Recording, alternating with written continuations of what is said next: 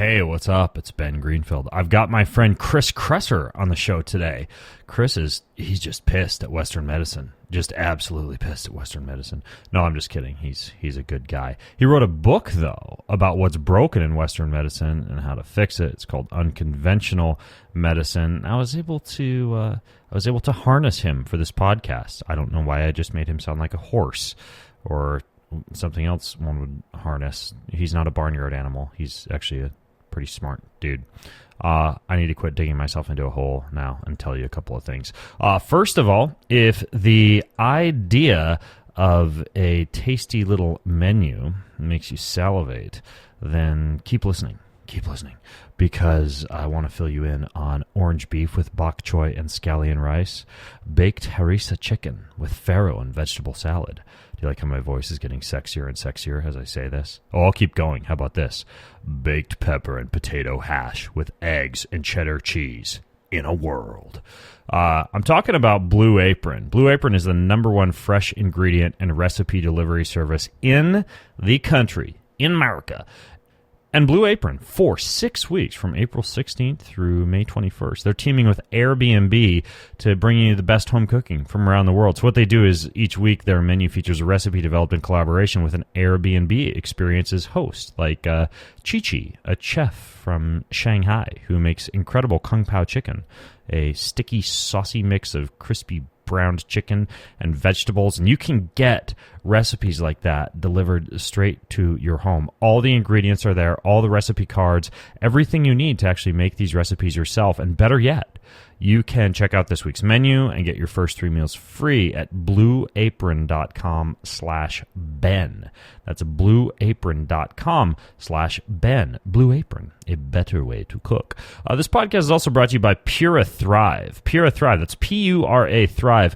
What they do is they produce these amazing ingredients like curcumin gold and radiant C. These are liposomal delivery mechanisms that they use in this for extremely efficient absorption.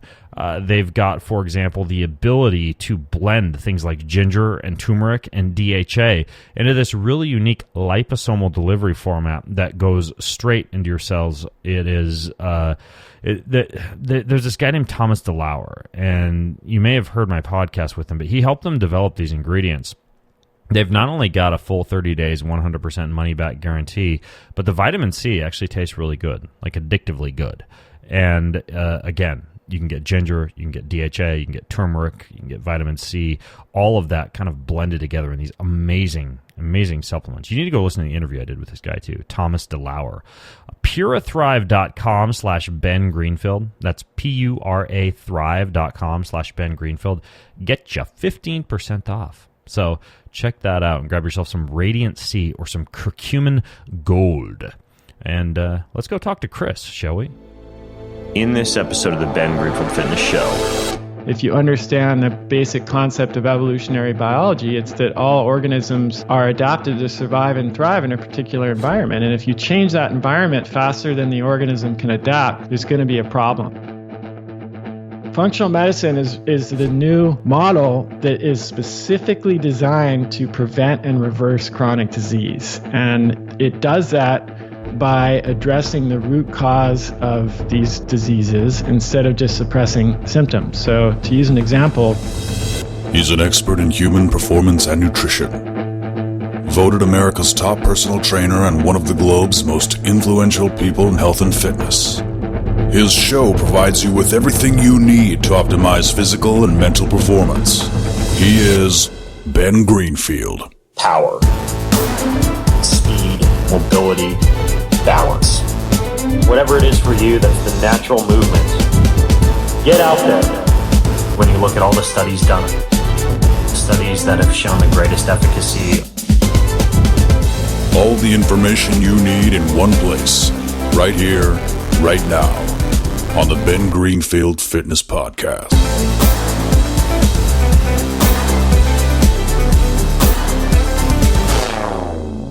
Hey folks, it's Ben Greenfield, and I have on the call today the author of a relatively new book. It's called Unconventional Medicine. Unconventional Medicine. Join the revolution to reinvent healthcare, reverse chronic disease, and create a practice that you love.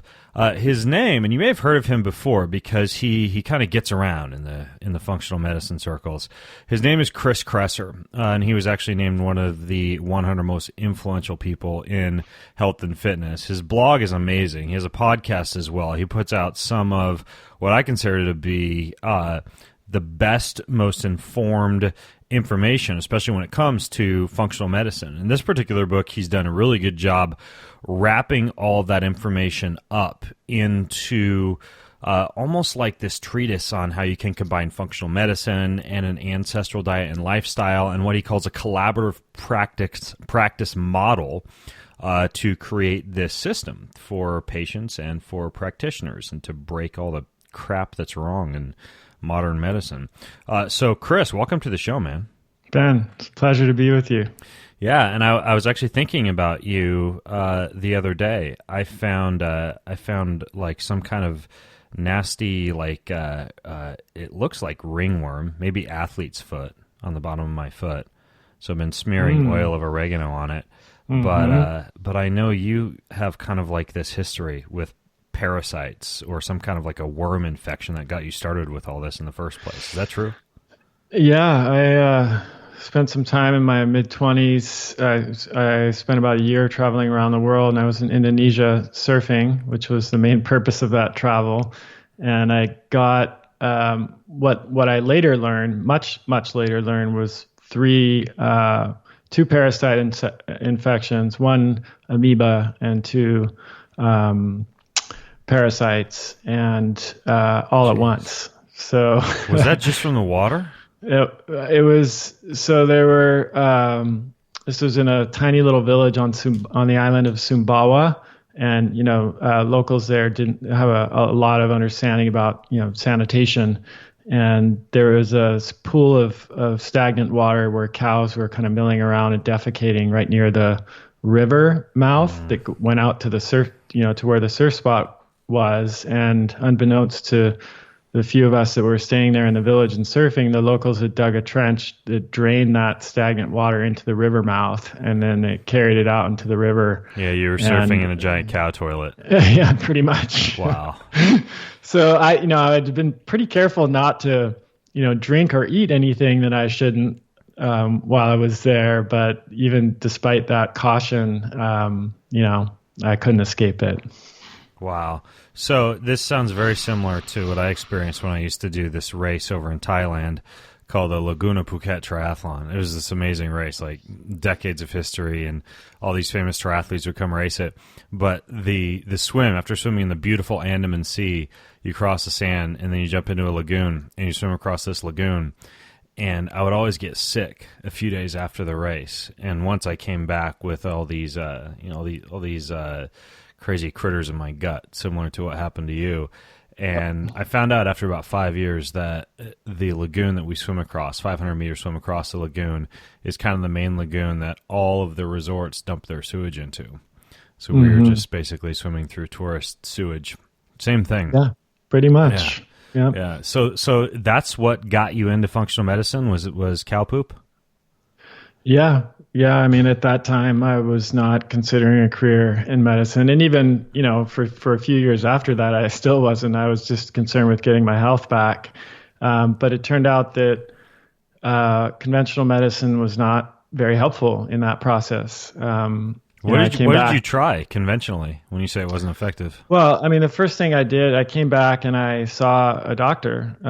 Actually, I continued traveling for 6 more months after that. And, because initially while I was there, I took some antibiotics that a friend there had in his medical kit, and I got better from the acute phase. But then as I traveled for the next 6 months, I just started to get worse and worse. And so I came back home a little earlier than I had planned, and I went to a few doctors, and they said, "Oh, you probably had a parasite." Nobody did any testing. They just said, "Oh, you probably had a parasite. Take these antibiotics." Took the antibiotics, got a little bit better while I was on them, but shortly after I stopped, I got worse. One very, very long story later, had seen, probably 20 different doctors. By then, had lots of testing, which initially was all negative. but later revealed the parasites, and then eventually did get rid of the parasites. But the treatment is one of those cases where the treatment can be worse than the disease. So like what I had to do to get rid of the parasites wrecked my gut, and which then led to other symptoms and problems that it took me probably almost a decade to fully recover from. And all the doctors I saw were genuine. They wanted to help me, but they just didn't really have the tools to deal with a complex, chronic, and somewhat mysterious illness. They had been trained to use drugs to deal with mostly acute problems or to suppress symptoms that are, from chronic problems, not to really get to the root cause of what was causing my issue and do that kind of investigation that's necessary to figure that out. And of course, that's what functional medicine is really about. What'd you eventually do to wipe out the parasite? What'd you say, a parasite, an amoeba, and there was something else, right? Two parasites and an amoeba. I mean, amoeba is a parasite too, but slightly different. So is Giardia, Blastocystis hominis, and then E. histolytica, Entamoeba histolytica, which is the amoeba. So I took a ton of antibiotics and antiparasitic drugs, but then I also took a lot of herbs. Sometimes with organisms like that, herbs will be enough on their own, and sometimes you need antibiotics as well. And so I had to take several courses, and like I said, that just really torpedoed my gut health.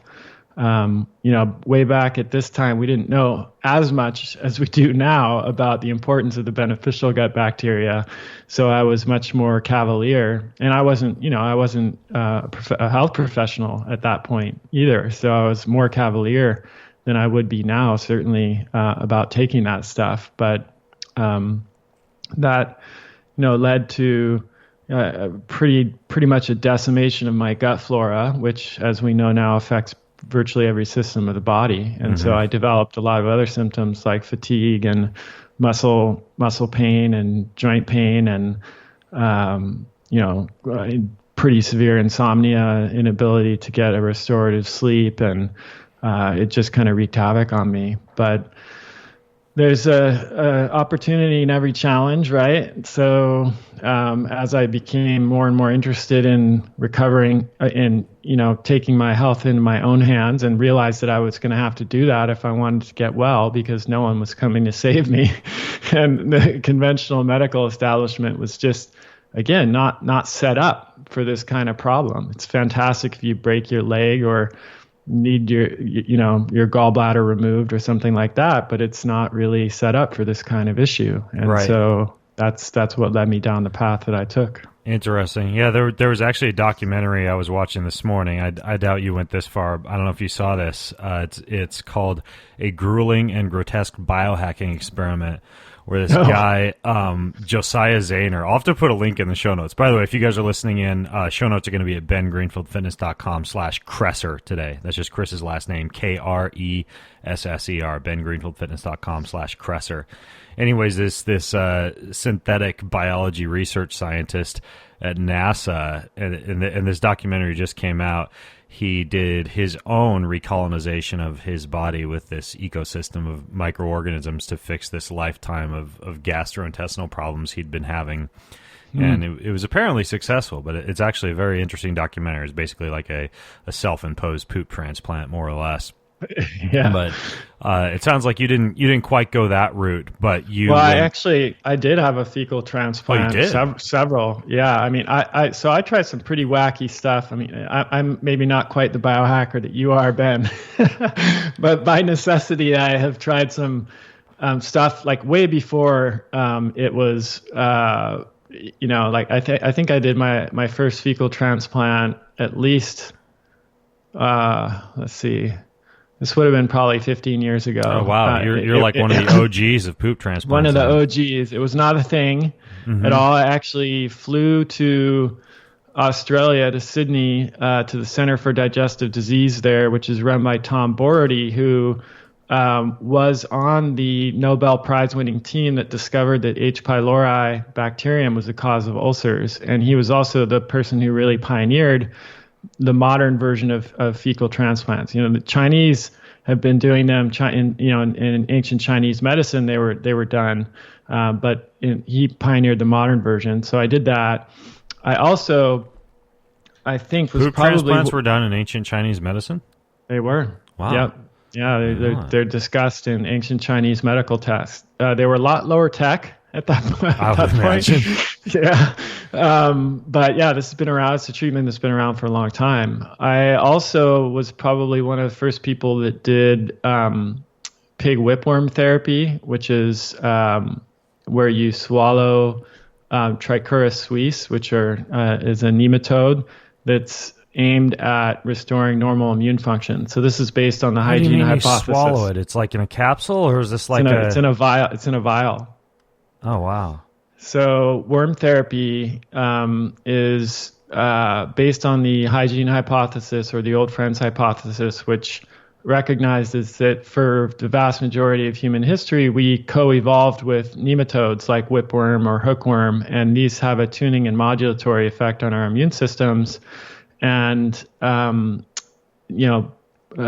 sanitation, which has led to some spectacular benefits, dramatic reduction in acute infectious disease being the main one, has had some downsides in that it's removed, it's lessened our exposure to these organisms that we've harbored for most of our evolutionary history. And a lot of scientists and researchers think that it's at least partly to blame for the dramatic increase in autoimmune diseases and other conditions. And so there are actually lots of peer-reviewed published studies that have investigated, well, what if we re-inoculate ourselves with these organisms, whipworm and hookworm and others, and they've looked at it for MS and inflammatory bowel disease and a number of other autoimmune conditions. And at one point I thought that I had developed inflammatory bowel disease as a result of these parasite infections. And so I swallowed some pig whipworms, and I even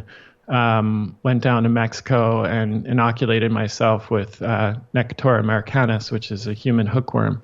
So I've been around the block. I've done a few things that are outside the box. Do you think that in terms of this inoculation, or in terms of kind of restoring some of these old friends to our gut, that we need to go to those type of extremes like pig whipworms and fecal transplants?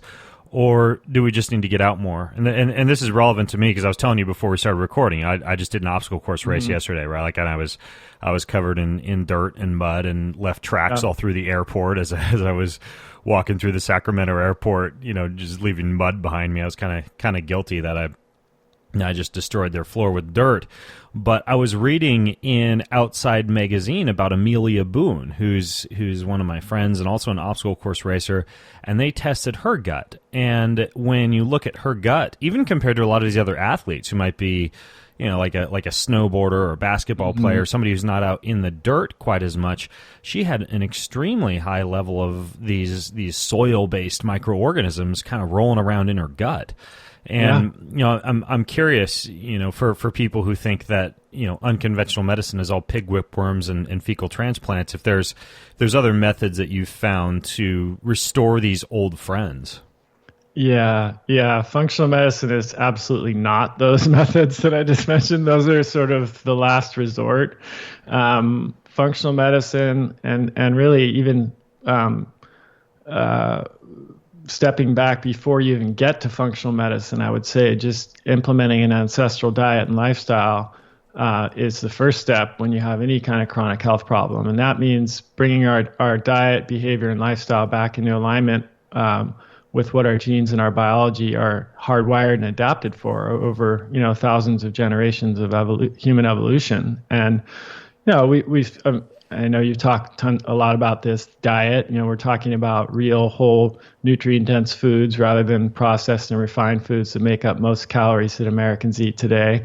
But it's not just diet. It's also sleep, sleeping in a cold, dark room and making sure we're getting enough of it. It's physical activity, making sure we're moving and not just getting enough exercise, but we're not sitting for too long, and we're getting 180 minutes, I think, is now kind of the approximate recommendation, if you look at a lot of these comparisons to tribes, you see like around 180 minutes, which is a chunk of time to be active during the day. Absolutely. And then what you're saying too, like spending time outdoors. We evolved in an outdoor environment. We believe it or not, did not evolve in houses and offices and cars. We lived outside, slept outside, and we were in close contact.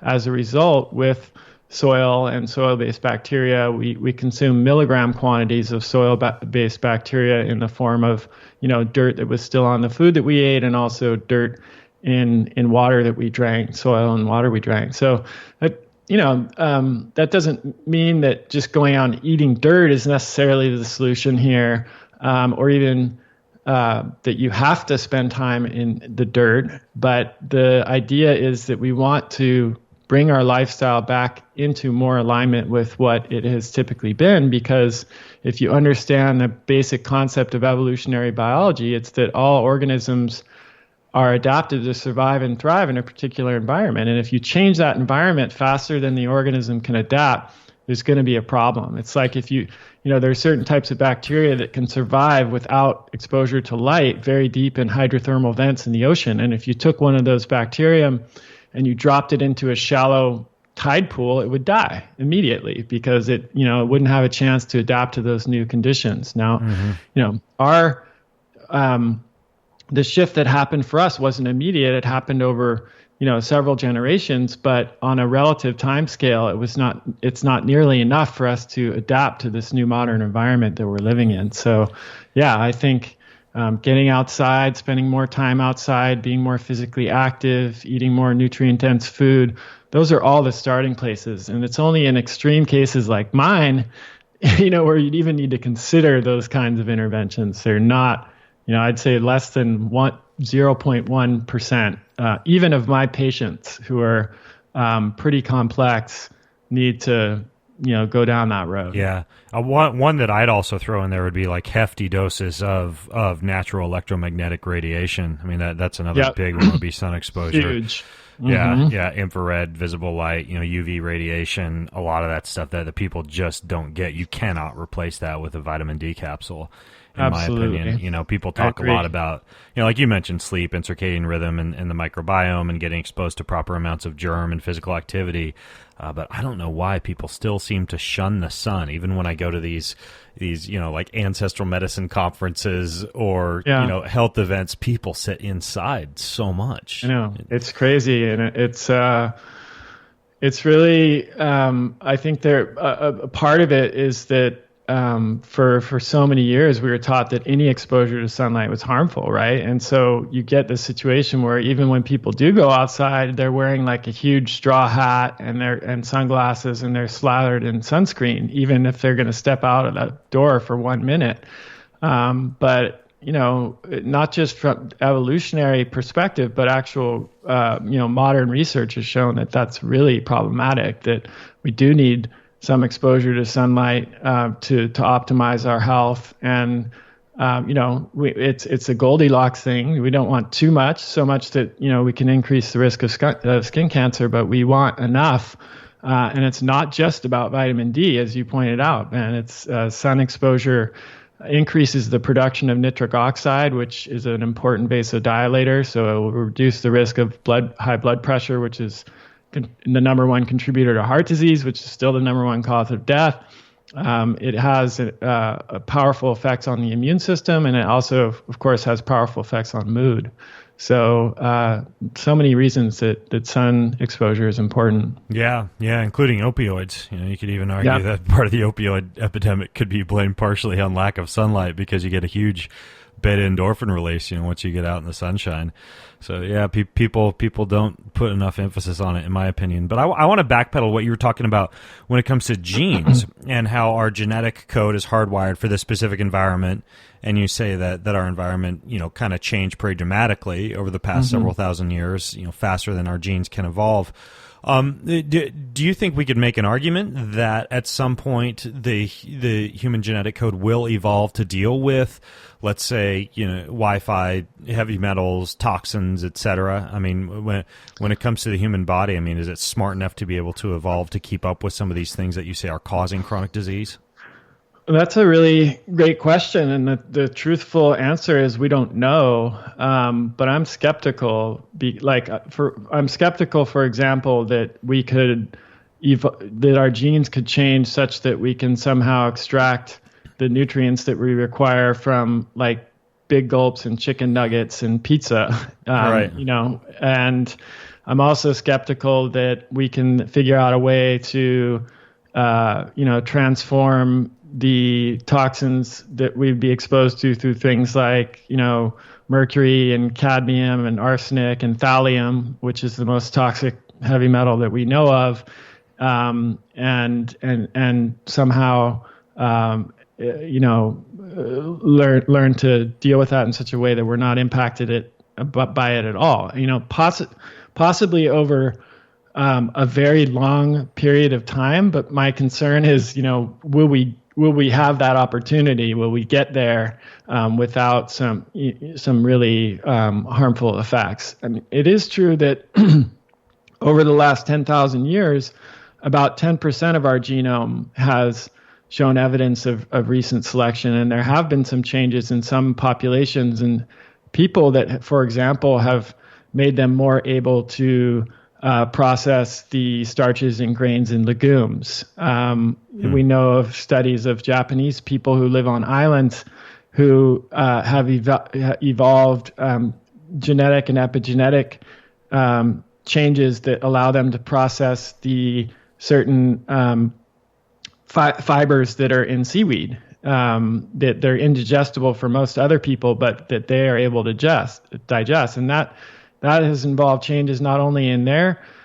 genes and epigenome, but in their microbial epigenome that then it gets passed on to their future generations. So there are certainly some changes that have occurred over the past 10,000 years, but 90% of our genes are still the same as they were when we were hunter-gatherers 30,000 years ago. So that just gives you some idea of the time frame we're talking about. Yeah. And I guess the other thing is, a lot of times it seems like these chronic diseases seem to spark, even though they're occurring earlier, a lot of times they strike people later in life when the impetus for genetic adaptations kind of goes down a little bit as your fertility decreases. So it's far less likely that we're really enabled at the time that a chronic disease from a lot of these, modern assailants would strike to be able to produce genetic adaptations just because the body doesn't change its genes as much as you age. No. Now that is very true. Some people might point out that in the future, and some, there's debate about how soon or far away this is, evolution will not be driven by natural selection anymore. It will be driven by human choice via things like CRISPR-Cas9 gene editing. So, but that's a whole nother conversation. There's a whole nother set of risks that comes with that, with humans being in control of our own evolution. And I have some real concerns with that as well. But we certainly live in interesting times. Let's put it that way.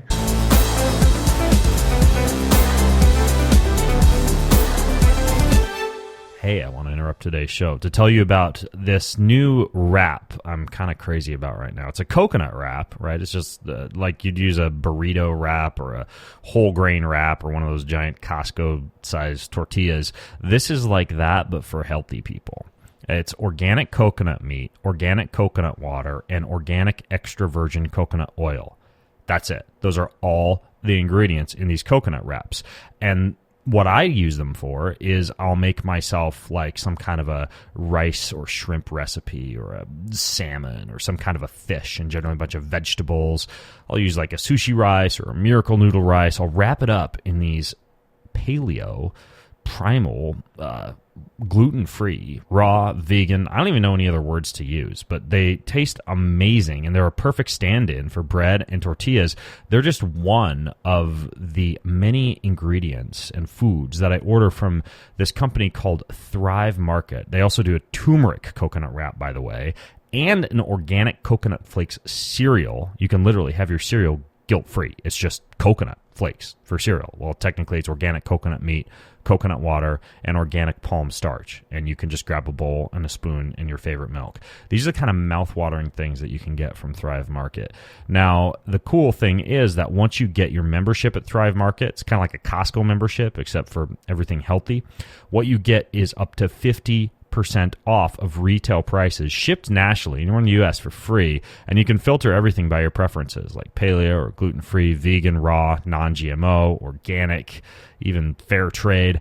And they're also giving any of my listeners $60 off of free organic groceries. What I would recommend you add to your shopping cart when you go over there is get the coconut wraps, or the turmeric coconut wraps, or both. Get the coconut flakes cereal. Can you tell I like coconuts? And also get coconut manna.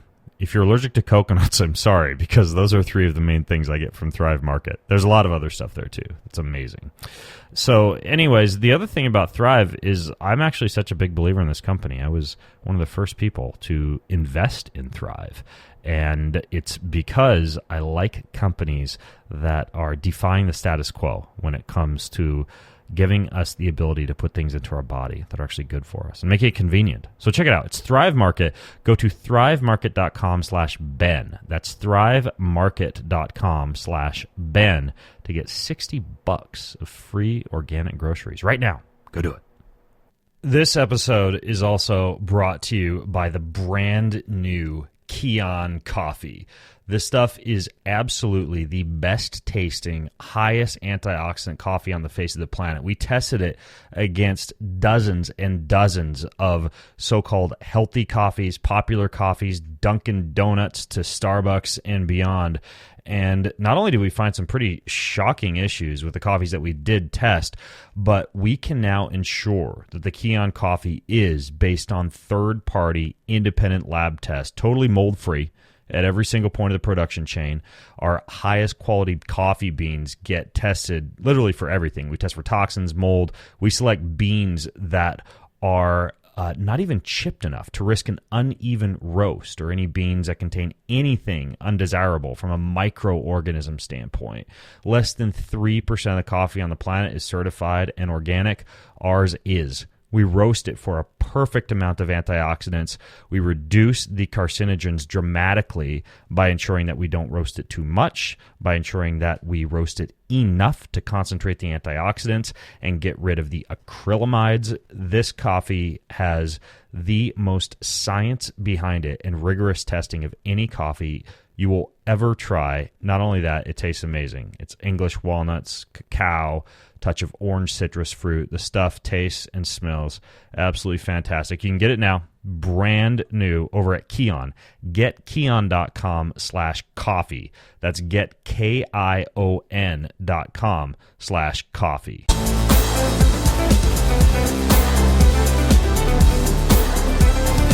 There's another tribe that you talk about. I don't know how you pronounce it. The Tsimané? Tsimané. Tsimané. Right. Your pronunciation sounds far more French than mine. The Tsimané tribe. Tsimané. There's an accent on the E, and it took me a while to figure that one out. Yeah, and you talk about, you know, how they have this lifestyle that's very ancestral, you know, sun exposure and dirt exposure and physical activity all day long. And you know, one of the issues, of course, when it comes to prevention of chronic disease is that's all good and well for them, but we're inside, right? Like, I'm inside talking to you right now on my computer, and yesterday was great. I was out in the sunshine, and I was rolling through the mud, and I was lifting heavy stuff, and I was walking, you know, back and forth through the grass and the mud in the parking lot to this race I was at. But, you know, today I'll be spending probably 8 hours inside. Yeah. So what type of things do you do with your patients to get them to hack their environment to be able to emulate a little bit more of this hunter-gatherer, gardener-esque existence like the Tsimané tribe has? Yeah. It's a great question. So, of course, it depends on people's circumstances. Someone who works inside of an office building and doesn't have a lot of control over their schedule is going to have fewer options than someone who works from home, for example, and has complete control over their time. But let's start with the person who works in an office and has little control over their schedule. Even there are things that can be done that can, especially when you add them all up, they can make a significant impact. One would be to either walk or ride bike to work if that's possible, because that gets you some outdoor exposure right there and it gets you some physical activity. You could take walking meetings and suggest that your colleague, you go outside and walk around and talk instead of sitting in the conference room. You could go outside and eat your lunch on a park bench instead of eating it at your desk inside of your office. If you can't walk or ride your bike to work, you could still, if you take your car or public transport, you could park 2 miles away from work or a mile away from work and then walk a mile there and walk a mile back. I hadn't thought of that one before. It's really helpful. Or you could take public transport and get off 2 stops away or 1 stop away, and get some physical activity that way. So even within those limited, circumstances, there's still quite a few things that you can do during the work day. For example, I recently got, I'm a combination where I have an office where I see patients. I have a home office, and I also have an office at WeWork, which is kind of a shared communal office space. At my home office, I have a treadmill desk, and where I can walk on the treadmill while I'm typing and working, and I can stand and I can sit. Well, I got to back it up just a second. I don't want to derail you, but do you find yourself able to successfully type when you're walking? I can. Actually, I learned to do that when I wrote my first book, and I tracked and figured out that I walked about 2,000 miles in the course of writing my book. Cow! Were your arms? So not to go too deep into specifics, but were your arms like kind of extended and resting on a standing desk, or how did you manage that? No, so it requires a keyboard tray. That's very important. So and it has to be zero tilt. My keyboard tray is not completely flat. The back of it tilts down, and that creates a natural angle between my upper and lower arms and my hands, so that they can hang. My arms can hang, loosely from my shoulders, just as they would if I was standing, and then I can rest my wrists on a keyboard rest on the keyboard tray. So it definitely requires a lot, a focus in terms of how to set it up ergonomically to make it comfortable. But then at my WeWork office, I couldn't do that because the treadmill is loud and it could would bother other people. So I found a under desk elliptical machine. So it's a little mini elliptical thing. You put it on the floor under your desk, and so I can pedal the elliptical while I'm in a seated position working. So I'm still able to get some activity while I'm sitting at the desk. And those you can just grab those on like Amazon, right? Oh yeah, they're on Amazon. Yeah, and Dan Party told me that according to what he's seen in the research, that the elliptical is even better for cognitive function, than walking on the treadmill. And I've found that I haven't seen as big of a difference between them myself, but I think they're both great. So there are a lot of little things that you can do, even if you are working inside, to get more time outside, to be more physically active. And any one of those changes on their own might not be that big of a deal, but when you put them all together, it makes a really, really big impact. Interesting. Yeah. A lot of these things people just don't think about because they hear that they need to hang the pull-up bar in the door of their office or put the kettlebell next to their cubicle.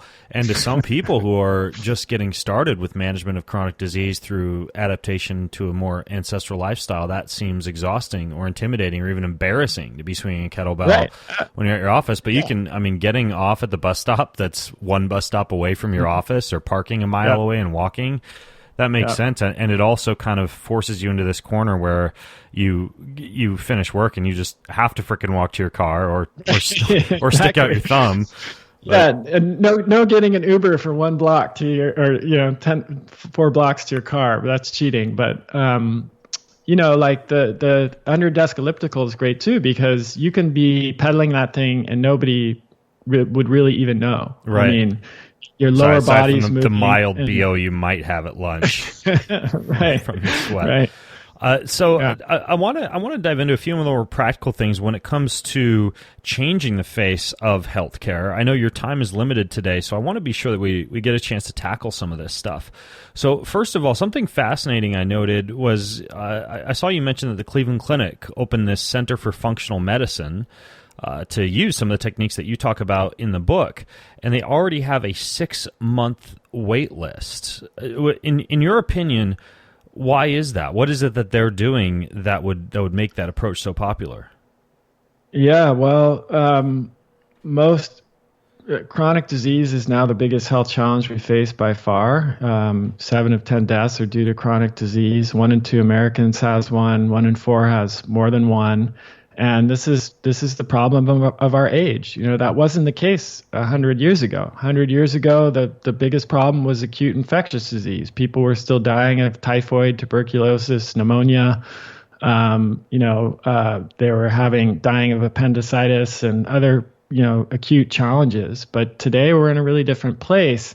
And the problem is that our medical model evolved during that time when acute challenges were the biggest issue, and it was set up to deal with those acute problems, but it's not set up to deal with the chronic challenges that we're facing, that most people are struggling with, things like type 2 diabetes and obesity and irritable bowel syndrome and autoimmune disease. These are the problems of today, but our medical model is still built to address the problems of yesterday, or rather of the last century.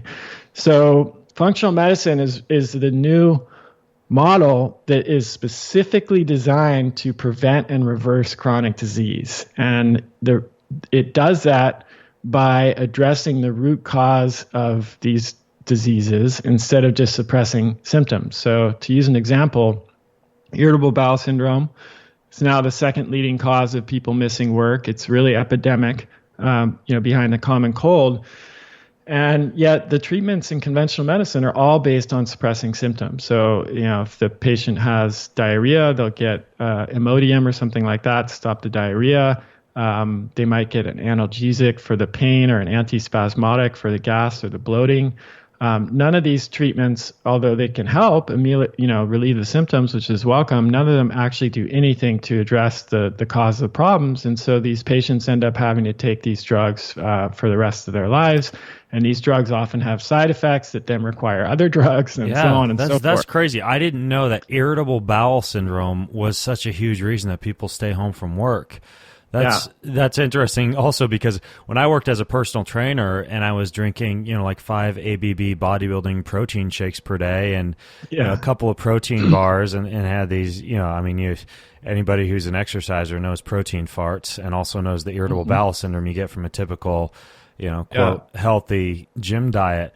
I would have to literally schedule in my personal training sessions to be 50-minute long personal training sessions to give me 10-minute long breaks to go and use the restroom in between clients and just get rid of all the bloating and the gas and literally just go in the bathroom and fart because of my diet. And it wasn't until I fixed my diet and I personally adopted kind of a, Weston A. Price-ish approach, and it fixed almost all of that. But, it comes full circle to what you're outlining is that, rather than me getting on some type of a drug or a pharmaceutical to control that, what I did was I changed my diet and it fixed everything, and that's a very simple functional approach.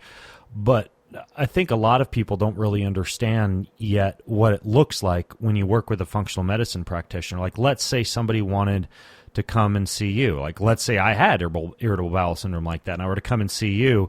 Like, how does it work? How is it different if we were to compare and contrast it to what would happen if I were to go in and see, my local MD?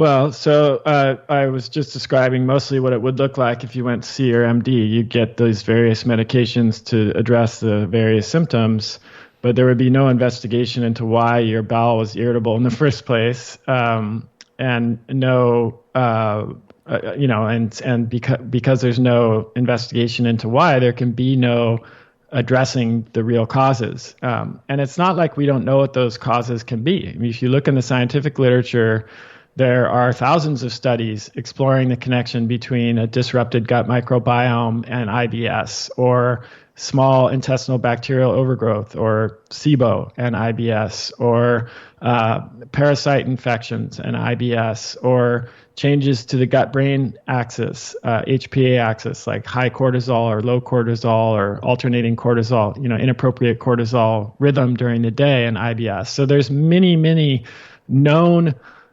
causes of IBS that we can test for and then treat if they're present. And that's exactly what we do in functional medicine. So a patient would come to me and we would do stool testing and breath testing for things like SIBO and disrupted gut microbiome and parasites. We would test their HPA axis, look at their cortisol production. We would look for nutrient deficiencies. We would test for food intolerances. We would assess their diet, of course. And then with all of that information, we would create a customized plan for them that would probably include a particular dietary approach. It would include, some antimicrobials if they had SIBO, or a kind of gut infection like H. pylori, and they would include some behavior and lifestyle changes to address their HPA axis, or so-called adrenal fatigue. I'm using air quotes. And then maybe some supplements to do that as well. And so then the patient actually has the chance to fully recover from this problem, like much in the way that you changed your diet and were able to address these symptoms. A patient could change their diet, they get rid of their SIBO, they smooth out their cortisol production, and guess what? They don't have IBS anymore. Instead of taking a handful of medications for the next 30 or 40 years, they literally don't have this condition anymore. So that's the promise of functional medicine. Now, isn't this expensive as hell, though? I mean, like that's. And I'm going to totally play devil's advocate. Like, I've heard people, even just to see you have to pay a lot of money compared to going to see like an allopathic physician or getting things covered by insurance. I mean, how is it scalable financially to take that approach that would allow you to spend an hour rather than 10 minutes with a patient, or to do all these tests, or to dig as deeply as you need to dig for this type of approach to work? Yeah, there are lots of ways to answer that question. First of all, let me just acknowledge that it is too expensive right now. If a patient is paying out of pocket, it's going to be severely limited in terms of who can access it. So there's no question about that.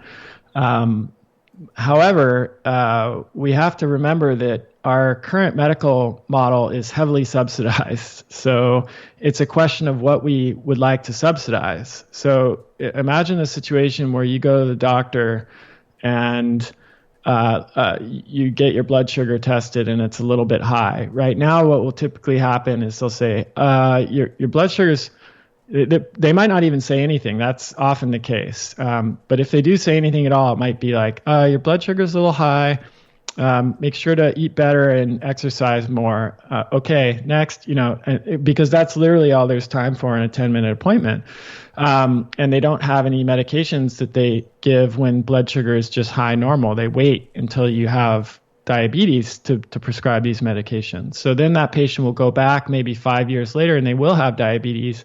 They will get the medication prescribed and their insurance will cover that.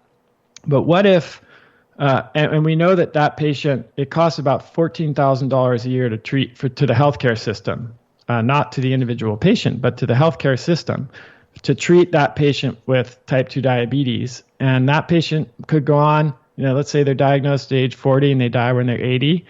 That's a cost of over $500,000 to the healthcare system to treat that single patient for type 2 diabetes. So these costs are enormous. They're just not seen by the patient. That patient's paying the $30 copay for that patient's whole life. But imagine a different scenario where that patient goes in when they're 35 and they have the high normal blood sugar, but instead of doing nothing, the doctor says, hey, well, we know that this will progress in 5 years to type 2 diabetes. That's what the statistics show us, but we're not going to let that happen. So we're going to set you up with a health coach who is going to get you on a good nutrient-dense anti-inflammatory diet, because we know that just telling you to eat better is not going to work. Information's not enough, so we need to actually support you in this change. So we're going to set you up with this health coach. We're also going to set you up with a personal trainer at a gym that we have a partnership with, because we know that increasing your physical activity is going to help you keep the weight off as you lose it with the diet, and it's going to also reduce inflammation and make you healthier all the way around. And good news is your insurance company, in their infinite wisdom, they know that it could cost them $500,000 to treat you if they let this progress. So they're going to spend just a couple $1,000s up front on this health coach and personal trainer, and they know that they're going to save $500,000 over your lifetime if they prevent this disease from happening. So there's absolutely nothing. There's no financial or logistical reason that could not happen, that we couldn't have a functional medicine, diet, lifestyle, behavior change based medical model other than the political will to make that change. And of course, the deeply vested financial interests of the pharmaceutical companies that do not want that to happen. Yeah, that's a big one. It's one of those deals where you have to get the insurance companies on board, isn't it? Yeah, and that's actually starting to happen. It's a little slower out here on the West Coast, where we have more choices. But on my own podcast in the next couple of weeks, I'm actually sitting down with a CEO of a hospital in Connecticut, and also someone who's a manager of one of the insurance companies in that state, and they are going to talk about how they're essentially moving more toward a functional medicine-based model. And for this exact reason, they recognize that our current system is not sustainable, not only for patients, but also for providers and insurance companies. Like they don't, they see the writing on the wall. Like the cost of chronic disease is going to bankrupt them.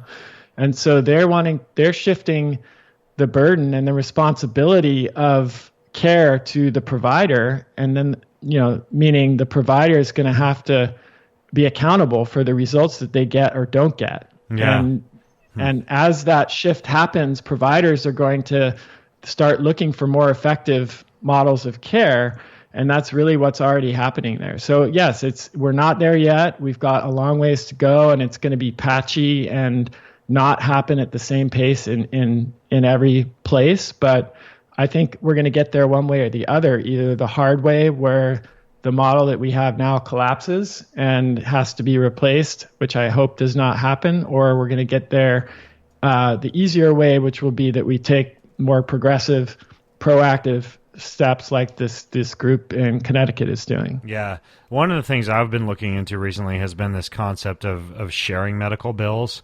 I was looking at a company called MediShare, for example, which shares medical costs between members. And that's a religious one where members are, right. It's church-based. They're praying for each other and then also sharing medical costs. What do you think? Do you think models like that are scalable? I think we're going to see a lot of different efforts to approach this, and that the solution is not going to come from one place. I don't think it's going to be only bottom up, although I think bottom up efforts, grassroots efforts for change are going to be very effective and necessary. I don't think it's going to be only top down, coming from a mandate from the federal government or a change, that is initiated and then trickled down from the top. I think it's going to come from the public sector, the private sector, from public-private partnerships, from new models of insurance, from new models of healthcare, where health coaches play a much bigger role, because we recognize that diet, lifestyle, and behavior change is the most important step we can take to prevent and reverse disease. So, again, like I was saying, imagine if you go to your doctor, but you end up actually doing most of the work with the health coach or a physician assistant or nurse practitioner before you even see the doctor, because what's the point of, like if we know what the most effective interventions are, and the doctor isn't necessarily the best person to work with on those things. You could have, many health coaches for every one doctor, and we could get a lot further in most cases of these chronic conditions. Interesting. I know you take a deeper dive into this in the book. And again, for those of you listening in, everything Chris and I talk about, I'll put at bengreenfieldfitness.com/Kresser. But I just wanted to throw a couple of rapid fire questions your way as we get close to the end here, Chris. One is smartphone apps, ways we can interact with physicians using websites or apps or technology, or even artificial intelligence. Have you looked into that at all? Or are there any particular resources or apps that you use or endorse? There are a number of those of efforts there. Nothing that's really impressed me enough to recommend. I am a believer in using technology to augment the kinds of in-person and video interactions that I still believe are necessary, and studies show are necessary to support behavior change. So, for example, there was a lot of enthusiasm about behavior change apps initially. What they found was that if you use the app on its own without any interaction with another human being, it's not very effective. But if you use the app in conjunction with interaction with a human being, it is effective. So I think we need to kind of go back to the drawing board and redesign some of those apps with that in mind. Yeah, one that I was looking at was this human diagnosis project that uses AI. Scientific American did a big study on it, or a big article on it last year. I haven't explored it that much, but it looks super interesting to be able to crowdsource / use AI to help to diagnose or treat a patient prior to them actually needing to go see a physician. Absolutely. I think, AI is going to play a huge role in that regard. And a more specific example would be understanding things like the microbiome and the genome and the epigenome. Like, those are so vastly complex that I actually don't think that human intelligence is going to be able to make sense of it. I think we're going to need artificial intelligence to identify meaningful patterns and then help us to, come up with ways of intervening in those, based on those patterns. And that's not very far away. I mean, there are already some startups that are based on that, like Viome. With the microbiome. Again, I think we're not quite there yet, but certainly in the next 5 to 10 years, we're going to be seeing big changes in that area. Last question. If people wanted to work with somebody like you, but aren't able to get to Berkeley to work with you, is there a particular medical practitioner directory that you like? Yeah, there are two. So I train practitioners in my approach in the ADAPT framework. So at KresserInstitute.com, there is a directory of practitioners that I've trained and that have gone through the steps that are required to be listed there. Meaning those people actually know how to give pig whipworm and fecal transplants effectively. To cow poop and cheese surfers. The basics. Okay. And we just started in 2016, so we're relatively new. We've trained about 400 practitioners around the world. And then there's the Institute for Functional Medicine. Our IFM is a functional medicine training group that's been around for about 25 years, and they have a directory at ifm.org. So those are two places you can find someone. The Kresser Institute is yours. Yeah. Smart, man. You're cloning yourself. I like it. I need to do something like that. But the Greenfield Institute doesn't sound quite as good. It'd be how to lift a kettlebell with a training mask on while standing on a vibration platform. All right. Caked in mud. Exactly, caked in mud. Well, Chris, thanks so much for coming on the show and sharing this stuff with us. This book is good. I don't think that it's just for doctors. I think it's a great handbook for patients, too. I loved it, and I'm obviously not a doctor. So I would highly recommend, if you have any interest in medicine, chronic disease, and changing the face of healthcare, that you grab this one. It's called Unconventional Medicine. I'll put a link to it along with everything else that Chris and I talked about. I'll throw a few goodies in, like that article in Outside about Amelia Boone and that gut biohacker documentary I talked about. Plenty more, along with the Kresser Institute over at bengreenfieldfitness.com/Kresser. Chris, thanks for coming on the show today, man.